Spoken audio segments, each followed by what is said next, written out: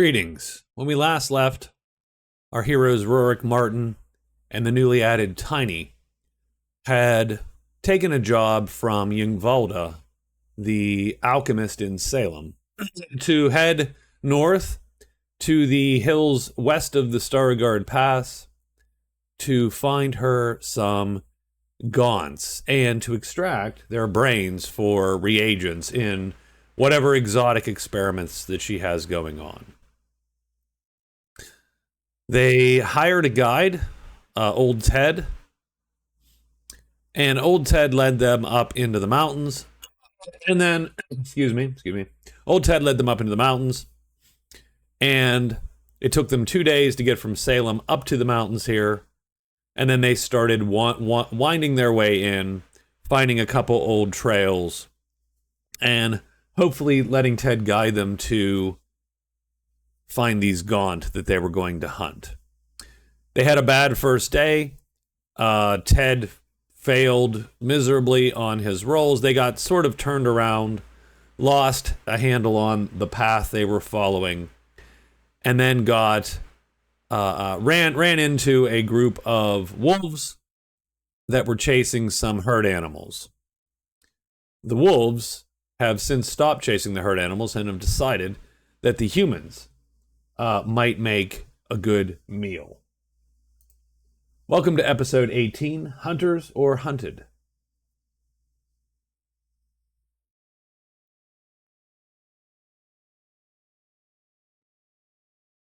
So I'm going to give old Ted a chance to redeem himself. So we see the wolves here around the party. And we're going to give old Ted a chance to redeem himself. So I'm going to say, because old Ted has, I didn't write old Ted entirely up, full disclosure. I give him mostly average stats and levels of 10 in the skills he's supposed to have, right? Because we rolled, and I rolled pretty subpar on Ted. So Ted's old, a little addled, as we all are, and his skills have atrophied somewhat. So he has 10s in skills like navigate and track and survive and beast lore, etc. So that's how we've gotten to this spot here. But I'm going to let Ted try to roll beast lore, and if he can make a DL 12, so he's down by 2. If he can make a DL 12, then he will direct the party to maybe create some fire, right, if they have any oil, to sort of, make a little bit of a puddle here and make a big fire, or set a bush on fire or something to scare these guys away. I mean, Ted knows enough to know that these things aren't going to die for their dinner. They're not starving yet. And so they will likely move on if they can cause a big enough disturbance. But if he fails it, then I think these wolves are going to think they have the upper hand, and they're going to charge until some damage is done. So let's give Ted a skill roll first. He's down by 2, if you remember, and he gets a 1. So he is not going to succeed. So we are indeed going to be fighting. So Ted just tells them, hey, gather in close and make sure none of them isolate you. They'll drag you down. If you get on the ground, get up as soon as possible. If someone gets on the ground, you got to help them. Like that's it. But he doesn't actually help us. He doesn't chase them off. Now, again, I don't know how this fight goes. I think the party's outnumbered, but the wolves aren't that tough. If you look at the notes there, their attack 10, defense 10. 24 hit points is pretty low, because they're not quite as big as a person. They have a little bit of armor. They do 2d6 minus 1 damage. So they're not weak. They're tougher than the rats, but they're not as tough as, say, your average party member. The alpha is a little bit tougher. And you can see he has 32 hit points. He's actually a little bit rough. So I think that's where we end up, and let me pause while I set the initiative up. So as we usually do, we roll a handful of d12s, and we're going to go in order. Rorik is first. He has a +2 to initiative, but he gets the min roll. He's literally totally surprised by all this. So he gets a 3 total. Tiny gets a 3. Martin is fast. He gets a 13 initiative. Old Ted, who is a little bit slow on the draw today, gets a 2. So the party is in a little bit of trouble initiative-wise. Let's just put it that way. Like, we're not going first, is what we're saying. The alpha is next. I think they all have zeros. Yeah, I think the wolves are all... the little wolves have a 1. So the alpha is a 0. He gets a 6. He gets a 2, a 9, an 11, and a 2. And so there you go. Martin is going to be first, followed by a bunch of wolves. And there you go.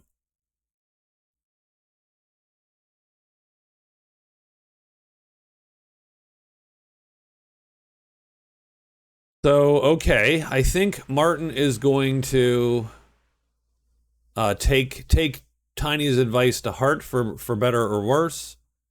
I think he's going to go 1, 2, 3, 4 beside Rorik. He's going to face north there.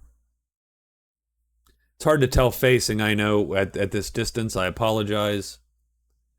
Martin is always facing where his fist is. Rorik is facing where the butt of his spear is. Tiny can sort of tell, and old Ted here is going to be facing where his foot is. So it's a little clunky. That's one thing I wish they would add in Roll20 is the ability to put a facing on one of these tokens, and thus, you know, put like a red triangle or something that just obviously tells you what the facing is. So now we're and Martin is going to pull one of his potions out here. I think he will pull an acid splash. So he has readied an acid splash.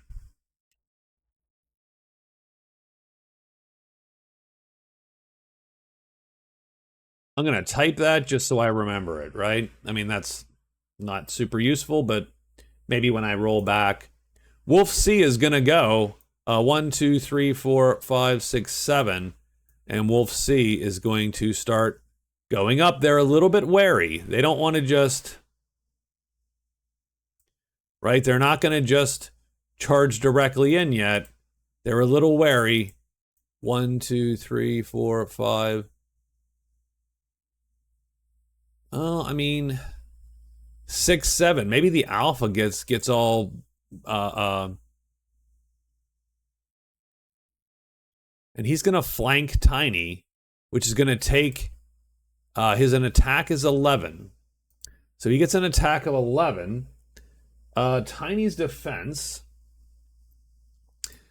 In Tiny's defense, I mean, the party was sort of caught flat-footed here. So Tiny's defense is 12, but -2. The wolf gets an 11, -2, so it's a 9 versus a 10 here.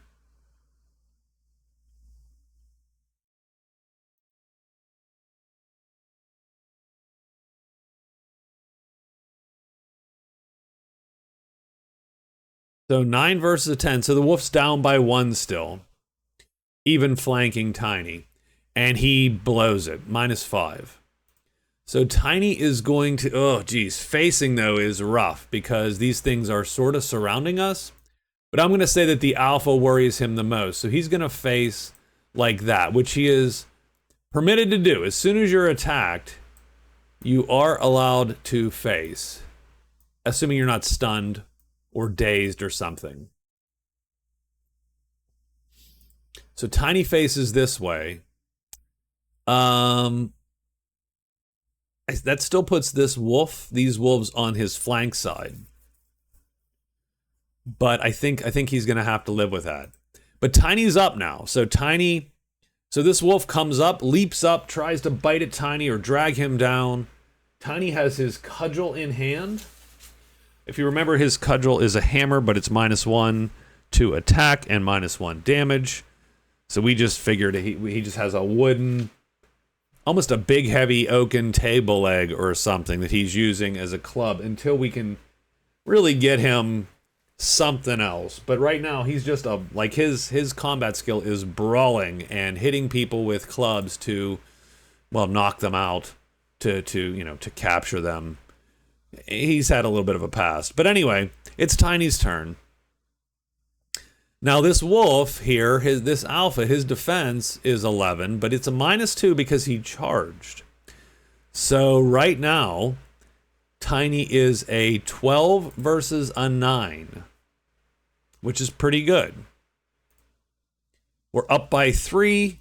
We roll a 5 on the D12 minus. So again, if you're new, if you're just seeing this, what we do is you roll and you add your skill. In this case, Tiny's skill is 12.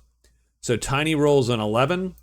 So that's a 23 total. The wolf then has to roll its defense, which is a 9 because he charged, plus the 6, it's a 15.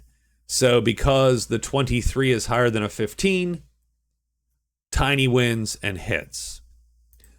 And how I tend to do that is I just tend to compare ahead of time and go, well, Tiny's up by 2 or up by 3, and then you have to roll that on the XD12 minus D12 here. So a little convoluted if you've not been sort of following us.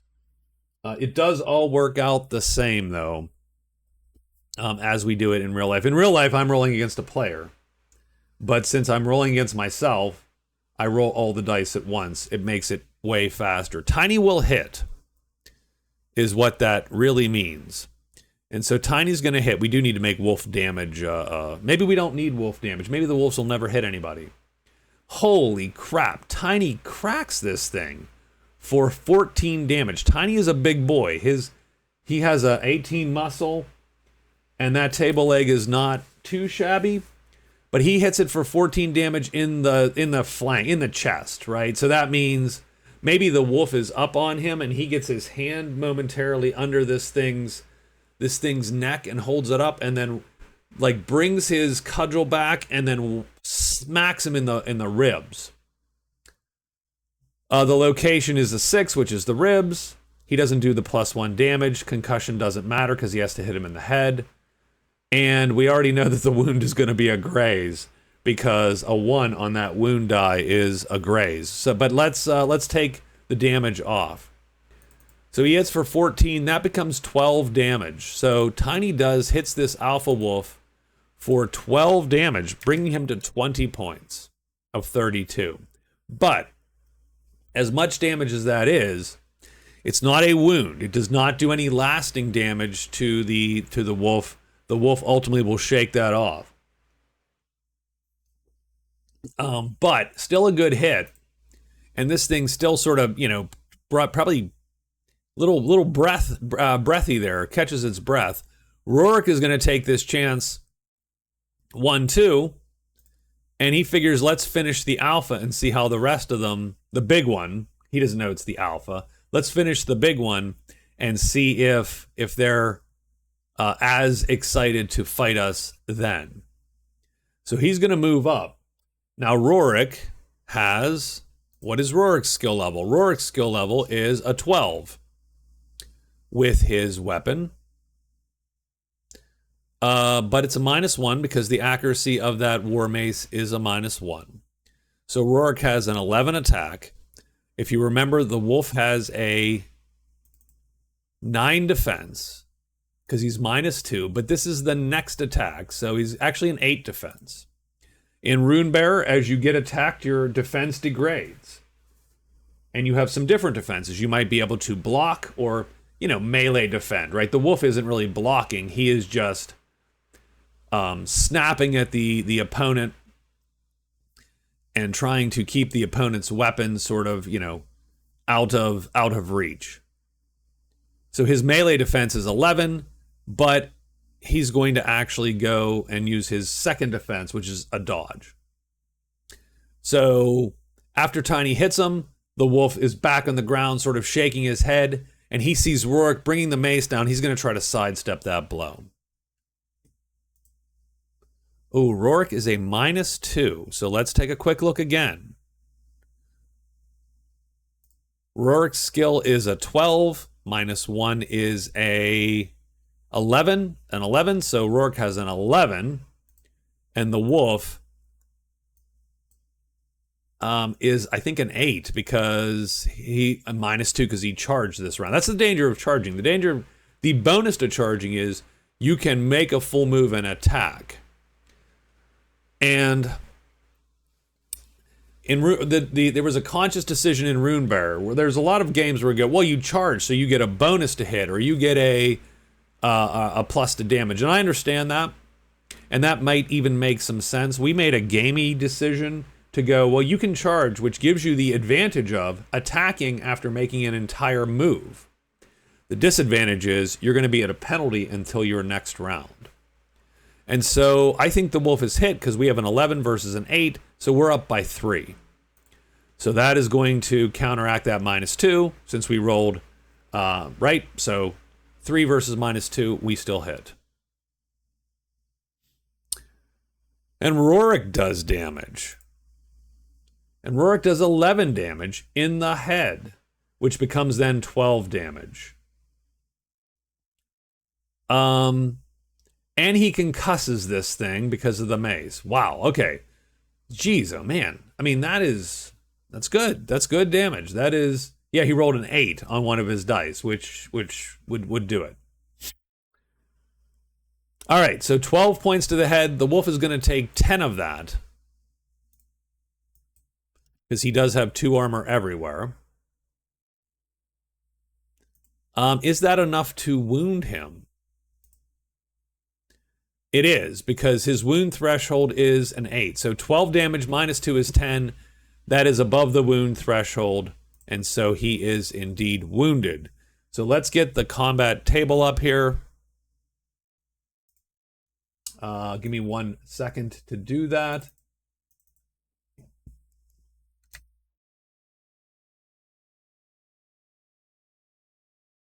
Here's the magic combat table. So in the head, it is a 1-die wound, and the first die we rolled is a 7. So what is a 7 in the head? Stun. So he is stunned.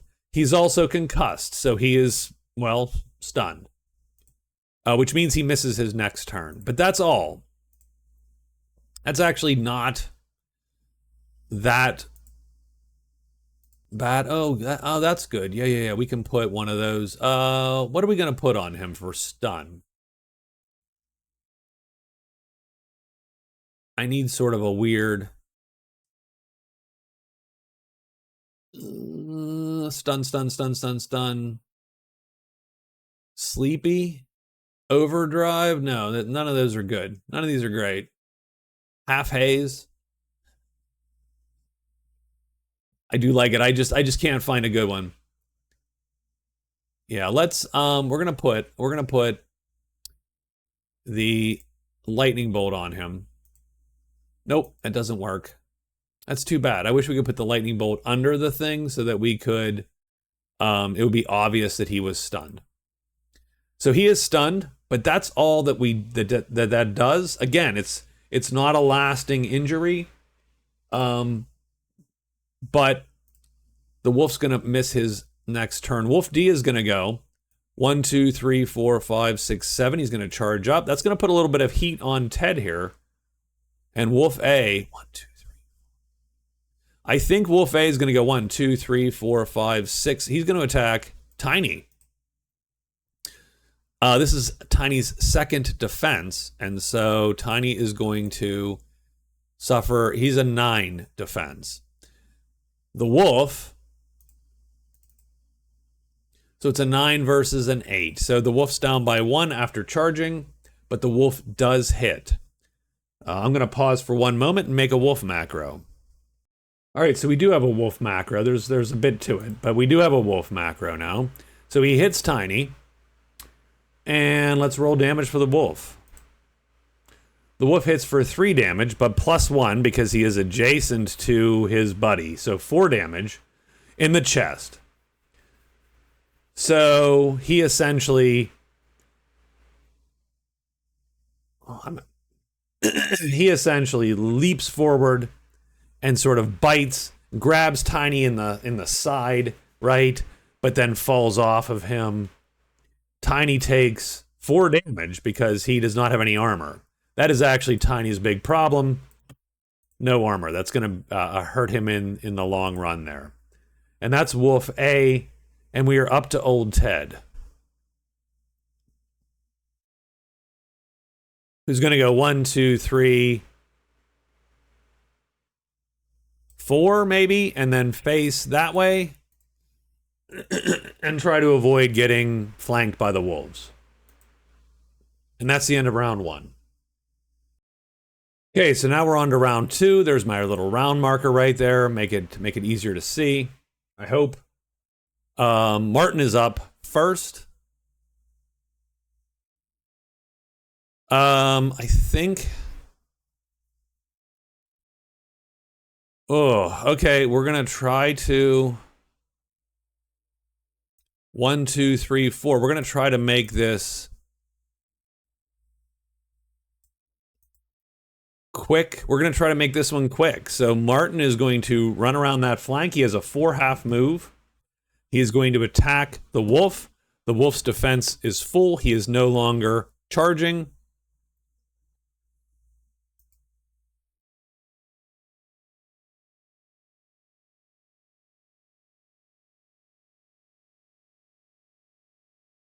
Although he actually does take that penalty until his next attack. So he is still charging, but his defense goes up to 11 minus the charge, so 9. So what is Martin's attack with his short sword? Not great, by the way. Martin is a 10. So done. There you go. Which actually makes an 11. His short sword is +1, so that's not bad. So Martin is up by a couple here. Let's take a quick roll. -3. He's going to miss. I think he's just going to eat that. Wolf C is going to...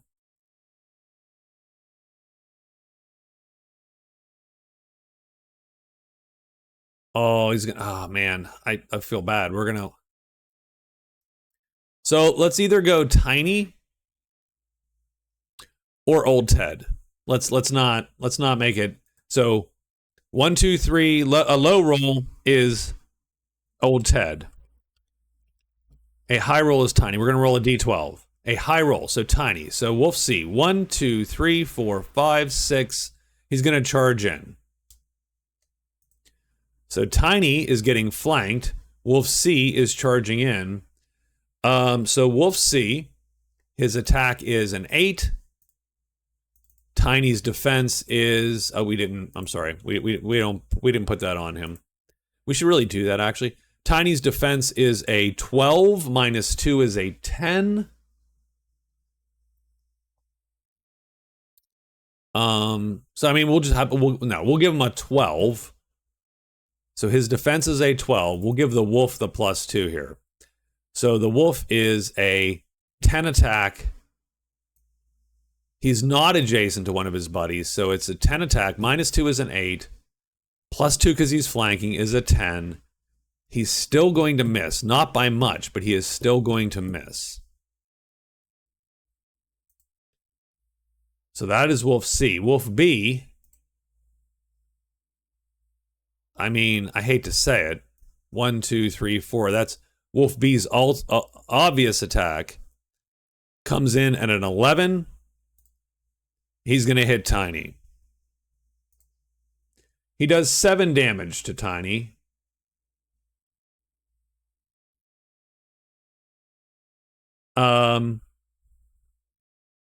We should give him some kind of low attack, but again, we'll say he leaps up, attacking. These are like ninja dogs now, but yeah, the hit locations cannot make sense. We should, and typically the optional rule would be that people that we roll different dice for different types of creatures. I have not yet put that into place, so for now we're rolling a d12. He leaps up, drags Tiny down by the arm, and then bites him pretty much in the face. Or he does 7 points of damage in the head. That's not going to be enough to wound Tiny.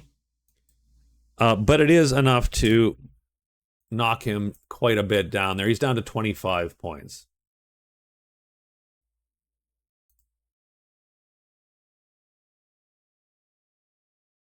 The alpha is stunned, so the alpha is not stunned anymore. Done. That's all he gets to do is not be stunned.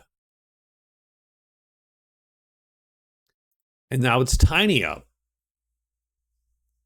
And Tiny is being dragged, right?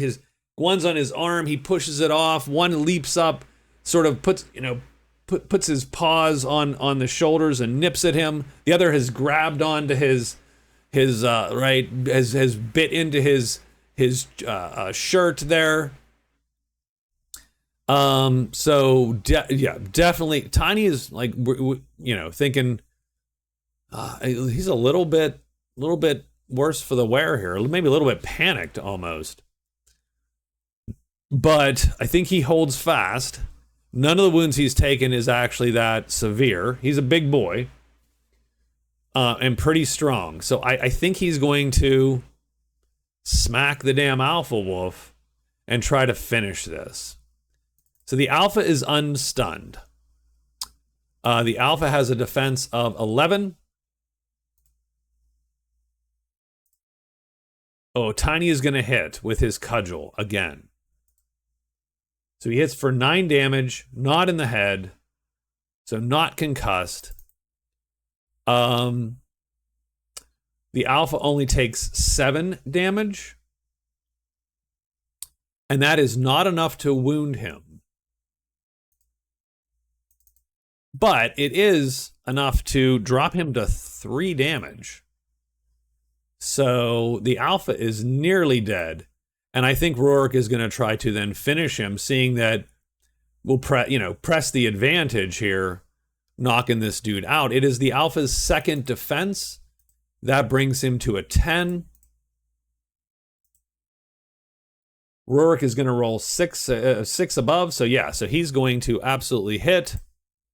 And then he does 8 damage in the paw, I suppose, one of the legs, pretty much. So only 8 damage. That means the alpha only takes 6 damage, but that does take him down to 0. He is done.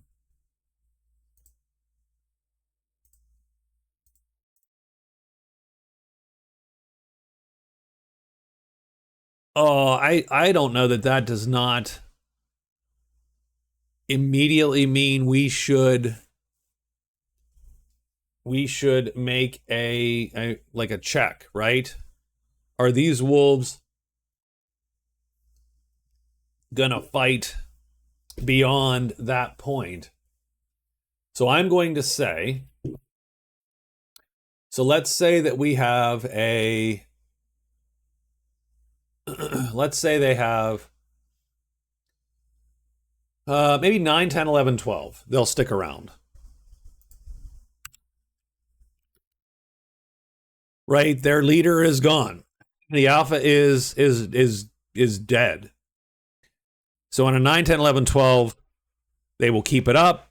On a 5, I think they're going to back the heck off. So they're just going to go.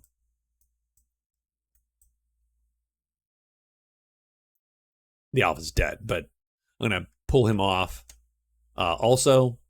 So I'm going to pull these guys off the board. And they bolt into the night. Well, the evening.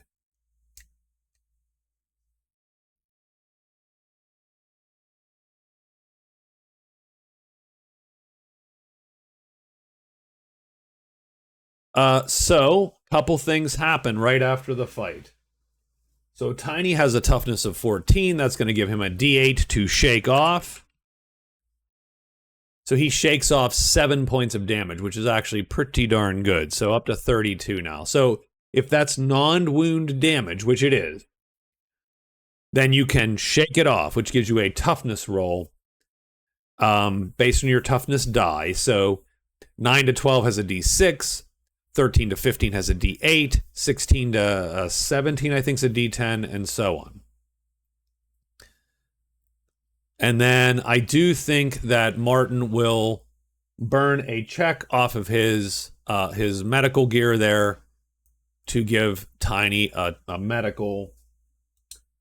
And that's a DL10. Let me look here real quick. Medical kit. I'm gonna mark gonna mark one off. Actually, I will do that here.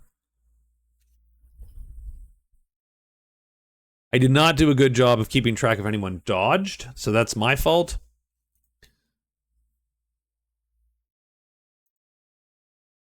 And that does, I will say, that does have a little bit of, there's a little bit of a problem here that I need to sort of work on, is I'm not keeping good track of all the checks. I do know that Rorik and Tiny did their fair share in the fight, so they get a weapon check for sure. But, you know, did Martin? I forget. Did he hit? I don't think he did. I think he missed. And so on. So I need to do a little bit better job. I will keep that in mind. Martin is going to burn a medical item, some consumables, so some bandages, maybe some antiseptic, and he will roll his medical. And on a DL10, he matches the difficulty there with a 16 versus a 16. So he will give some treatment to Tiny and give him a few more hit points back. So medical, we get a check in medical. And that's it. Let's give him D4 hit points for medical treatment. It's just one, which is not great, but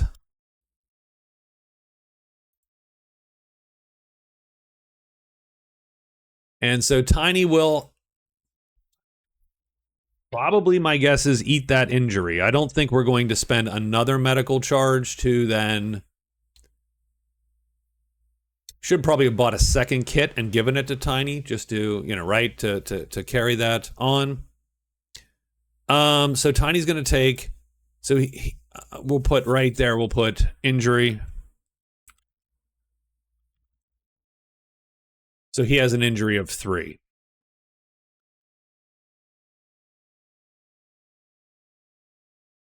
What that means is simply that we could use alchemy, right? We've already used medical. He's already shaken it off. We would need alchemy or magic or, right, something else to let him get those hit points back. But I don't think we need to worry about that. Instead, oops, sorry about that, Tiny. He'll take that much.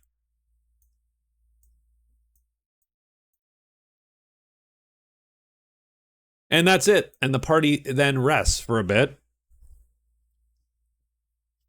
And we have a couple more days of hunting here to get to.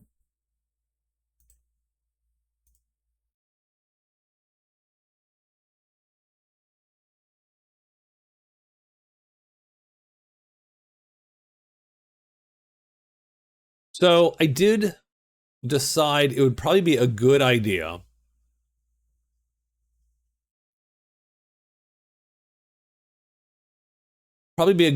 to reduce some of the difficulties on general travel. You see the deals are 10, 14, and 18. That's probably a little bit too high. Generally, like if we say, oh, you know, easy terrain, well, easy terrain should be easy. It should be maybe 6 to 8.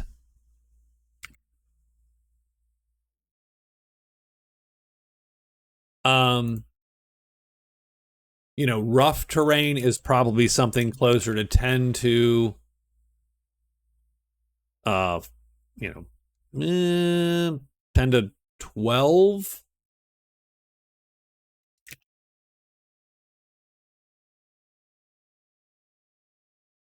Oh, we don't want to do that. I want to do the whole table. And then that would make this terrain something closer to 14 And we'll do 14 to 18, I suppose, because you could be mountain climbing and that would be fairly difficult. But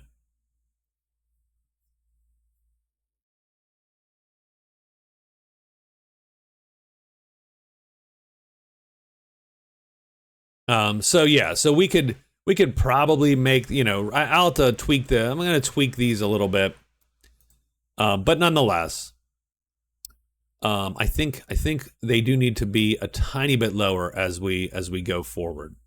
The mountains especially, although again, mountains should be rough. Mountains are super dangerous. Swamps are dangerous, and we want to make them dangerous. So on the road again here for their second day. It's not really what it looks like. Right. We'll go to the map. There you go. How's that? So they're going to head further up. They're going to head further up into these woods. And hopefully Tiny will be able to get them there. So he has a deal. He has a skill of 10. And this is definitely rough to hazardous terrain. So we're going to definitely give him a 14. So he's down by 4 right now on the navigation. But navigating's not really that big a deal. We just don't want to get lost.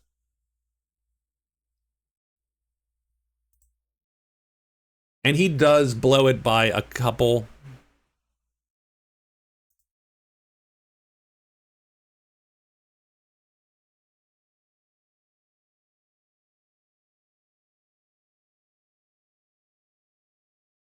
And let's roll our navigation mishap here. So he rolls a 2, which isn't too bad. Navigation mishap is slow going. We still get toward our destination, but have to take several breaks, and our travel distance is reduced. But we don't have to roll fatigue. Okay, let's have Rorik roll his survival in the mountains here. So he has a 12.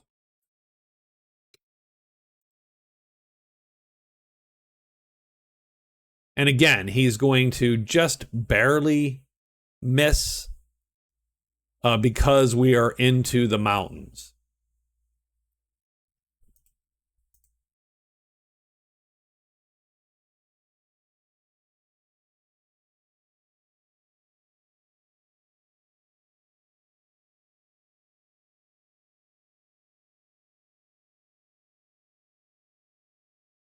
So let's take a quick gander here at, and a lot of these are what I call sort of negotiable, right? The GM has to interpret. I'm going to expand these tables a bit, and that means an encounter in this case. So we're going to suffer an encounter for sure that the scouts are going to be a little bit at a disadvantage of. So once again, last time we said 7 and up would be the Gaunt. In this case, we're going to say, well, is it more likely that it's the Gaunt?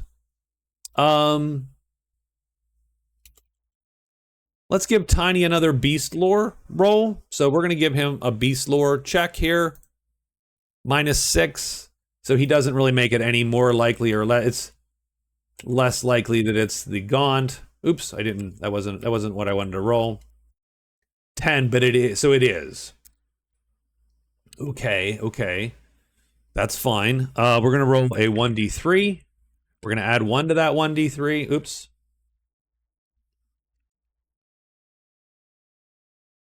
Oh god, it is 4 Gaunt. Okay. Let's see what the disposition of those Gaunt is in terms of... we're going to roll 4d12, I think. Make a couple of them fledglings and a couple of them Gaunt hunters. Let's say 2 and 2. Oh, that could be awful. Okay, 2 and 2. 2 and 2.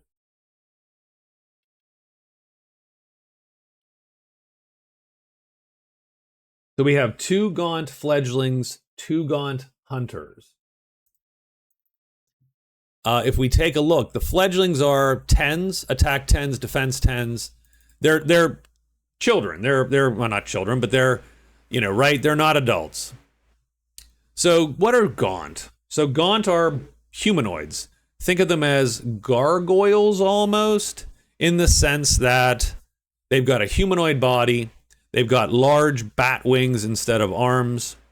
They have talons, and then human-like human avian cross of a head with a giant beak-like ridge that provides them not only great head armor, but just something where they can peck at your head and just open it up like a walnut. The fledglings are probably a little smaller than man size, 5.5 foot, something of that nature. The gaunt hunters are bigger, 6+ foot, and they will grab you and then peck your head until your head splits open.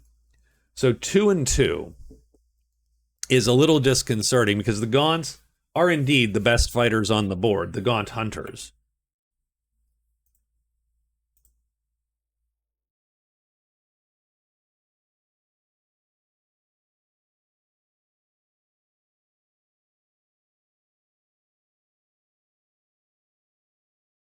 So if we set the group up as walking, with, say, old Ted up front there, and Rorik close with him, and then Martin. My God, this map looks exactly the same as the other one. What the hell? Right? I mean, that's what we're doing, though. And they're coming through this way.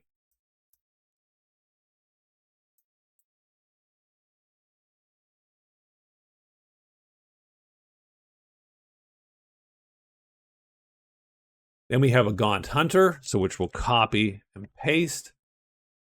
And so that'll be hunter A and hunter B.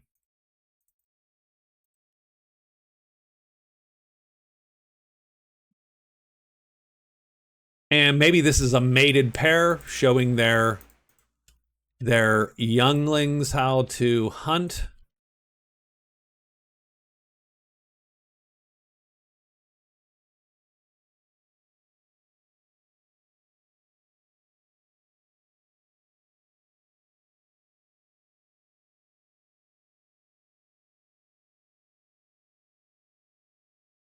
And so what we're going to do, I mean, they're in the air right now. Presumably they would be in the air. Now, does anyone spot them? That's really the question that we have to ask ourselves, would be, do we spot them before they spot us? Well, I mean, we know they've spotted us. Do we spot them before they swoop and attack? And so we're going to give everyone, Tiny and Martin, the first shot. We don't have a great investigate. We have a 9. Tiny is an 8. So I'm not super jazzed about these. So Tiny, Martin. Martin has a shot. I'm going to check on that. Rorik takes, he gets a plus, but he gets an additional minus. So I'm going to, Martin rolled the 8, so he has a 17. Versus the 14, 16, 17, 18. So Martin is going to spot these things before they get surprised.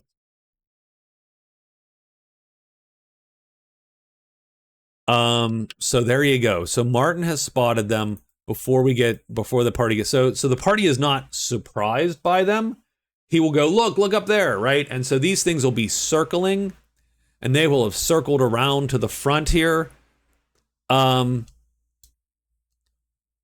will be ready to sort of pounce down, either do a flybys or sort of leap down onto someone, trying to get them in the death embrace, right? The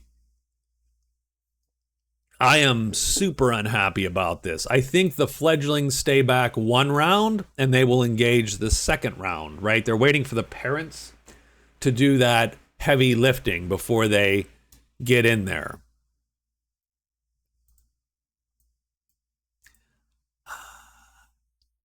So I think that's where we're at. That's where we're gonna leave it.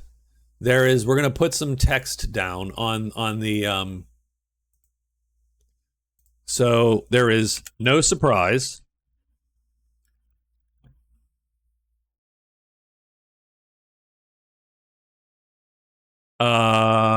Hunters attack round 1. Fledglings follow on round 2. I think that's how this is gonna work. But I think we're gonna leave it there because I think this one is going to be. We're 45 minutes in.